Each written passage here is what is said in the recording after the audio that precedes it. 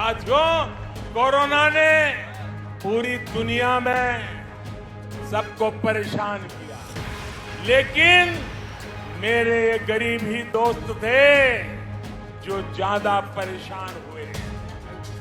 जब कोरोना आया तो मैंने अपने हर दोस्त को मुफ्त में राशन दिया।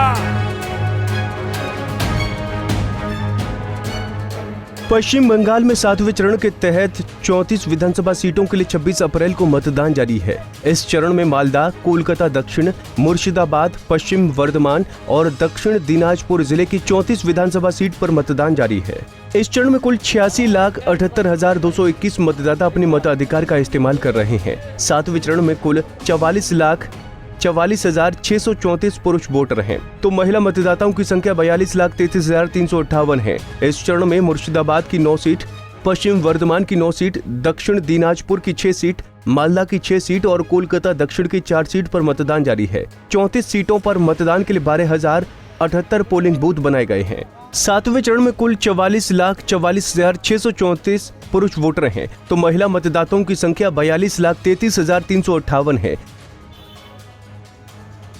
इस चरण में मुर्शिदाबाद की 9 सीट, पश्चिम वर्धमान की 9 सीट, दक्षिण दिनाजपुर की 6 सीट, मालदा की 6 सीट और कोलकाता दक्षिण की 4 सीट पर मतदान जारी है।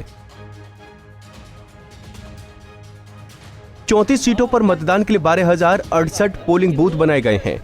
हालांकि शमशेरगंज और जंगीपुर में 2 उम्मीदवारों के निधन के बाद इन दोनों सीटों पर मतदान को स्थगित कर दिया है। जंगीपुर विधानसभा सीट से आरएसपी उम्मीदवार प्रदीप कुमार नंदी की मौत कोरोना संक्रमण से हो गई थी। वहीं शमशेरगंज विधानसभा सीट से कांग्रेस पार्टी के उम्मीदवार रेजाउल हक उर्फ मंटू विश्वास की मौत भी कोरोना संक्रमण से हुई थी। इसके बाद आयोग ने इन दोनों ही जगहों पर चुनाव स्थगित कर दिया था। इन दोनों सीटों पर अब मतदान के लिए 16 मई की तारीख तय की गई है। 7वें चरण में दक्षिण दिनाजपुर जिले की 6 विधानसभा सीटों पर मतदान जारी है। आइए एक नजर डालते हैं इन सीटों के सियासी समीकरण पर। दक्षिण दिनाजपुर की 6 सीटों पर 26 अप्रैल को डाले जा रहे हैं वोट। 6 विधानसभा सीटों में से 3 सीट अनुसूचित जाति के लिए है रिजर्व। दक्षिण दिनाजपुर की तापन सीट अनुसूचित जनजाति के लिए है रिजर्व। कुशमांडी सीट पर बीजेपी के रंजीत रॉय और टीएमसी के रेखा रॉय में है टक्कर। कुमारगंज में बीजेपी के मानस सरकार और टीएमसी के तोराफ हुसैन मंडल में है लड़ाई। बालूरघाट में बीजेपी के अशोक लाहिड़ी और टीएमसी के शेखर देश गुप्ता में है सीधी टक्कर। तापन में बीजेपी के बुधराई टूडू और टीएमसी के कल्पना सिक्कू में है सीधा मुकाबला। गंगारामपुर में बीजेपी के सत्येंद्रनाथ रॉय और टीएमसी के गौतम दास में है लड़ाई। हरिरामपुर में बीजेपी के नीलांजन रॉय और टीएमसी के बिल्लव दास में है मुकाबला। दक्षिणी दिनाजपुर जिले के चुनावी नतीजे तय करने में अनुसूचित जाति और जनजाति के वोटरों की निर्णायक भूमिका होती है। इस जिले में अनुसूचित जाति के वोटरों की आबादी 28.8% है, जबकि अनुसूचित जनजाति के वोटरों की आबादी 16.4% है। यानी इस जिले में अनुसूचित जाति और जनजाति के वोटरों की आबादी कुल मिलाकर 45.2% हो जाती है। साफ है कि अनुसूचित जाति और जनजाति के वोटर जिस पार्टी को समर्थन देंगे उसकी चुनावी नैया आराम से पार हो जाएगी।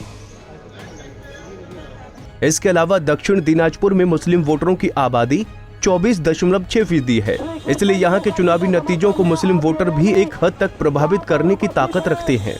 दक्षिण दिनाजपुर जिले में अनुसूचित जाति के वोटरों में राजवंशी जाति की आबादी सबसे ज्यादा है। राजवंशी को रिझाने के लिए तृणमूल कांग्रेस और बीजेपी ने एड़ी चोटी का जोर लगा रखा है। न दीने बाजुले आयता बार पनी बार छे, यानी जो कोई आपको कुछ अच्छा दे नहीं सकता वो सिर्फ बहाने ढूंढता है। लेकिन ममता दीदी के कथित मुस्लिम तुष्टीकरण की नीति की वजह से राजवंशी जाति खुद को अलग थलग महसूस कर रही है। एक समुदाय के तौर पर राजवंशी जाति के ज्यादातर लोग ये महसूस करते हैं कि उनके हिस्से के विकास के फंड का बंदरबांट किया जा रहा है। राजवंशी समुदाय की इस समस्या को बीजेपी अपने सियासी फायदे में इस्तेमाल करना चाहती है। बहनों के जनधन खातों में सीधे हजारों करोड़ रुपए केंद्र वहीं इस सरकार इलाके ने में जमा संथाल और मुंडा आदिवासी समूह निवास करते हैं। लंबे अरसे से आरएसएस के बनवासी कल्याण आश्रम की मौजूदगी की वजह से आदिवासी वोटरों में प्रो बीजेपी सेंटीमेंट होने का दावा किया जाता है। रायगंज लोकसभा सीट दक्षिण दिनाजपुर जिले में आती है। 2019 के लोकसभा चुनाव में रायगंज सीट पर बीजेपी को कामयाबी मिली थी। बीजेपी कैंडिडेट देवाश्री चौधरी ने तृणमूल कैंडिडेट कन्हैयालाल अग्रवाल को मात देने में कामयाबी हासिल की थी।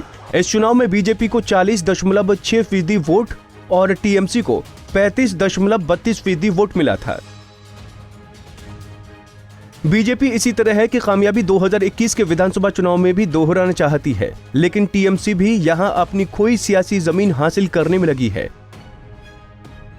दक्षिण दिनाजपुर जिले में संयुक्त मोर्चा के कैंडिडेट टीएमसी को नुकसान पहुंचा सकते हैं। इस जिले की विधानसभा सीटों पर जितनी ज्यादा वोट संयुक्त मोर्चा को मिलेगी, उतना ही ज्यादा फायदा बीजेपी को मिलेगा। इस जिले में एंटी इनकम्बेंसी, बेरोजगारी, भ्रष्टाचार और तुष्टीकरण की राजनीति को बीजेपी ने चुनावी मुद्दा बनाने की कोशिश की है। क्योंकि यही मेरे दोस्त हैं। साथियों, कोरोना ने पूरी दुनिया में सबको परेशान किया, लेकिन मेरे ये गरीब ही दोस्त थे जो ज्यादा परेशान हुए। जब कोरोना आया तो मैंने अपने हर दोस्त को मुफ्त में राशन दिया। वहीं तृणमूल कांग्रेस बाहरी बनाम बंगाली और 10 साल के कामकाज को लेकर जनता का समर्थन हासिल करने की कोशिश कर रही है। वहीं ममता दीदी मुस्लिम वोटों के ध्रुवीकरण की कोशिश में लगी हैं। फुरफुरा शरीफ अब्बास सिद्दीकी की वजह से दीदी को युवा मुस्लिम वोटरों का नुकसान हो सकता है, लेकिन मुस्लिम वोटरों का एक बड़ा हिस्सा अभी भी दीदी के पक्ष में एकजुट नजर आ रहा है। इधर बीजेपी अनुसूचित जाति और जनजाति के वोटरों को रिझाने की कोशिश कर रही है। अगर इस कोशिश में बीजेपी कामयाब रही तो दक्षिण दिनाजपुर में उसका प्रदर्शन पहले से बेहतर हो सकता है। From Kisan credit card to soil health card. Punjab Kesari TV के लिए दक्षिण दिनाजपुर से उदय प्रताप की रिपोर्ट।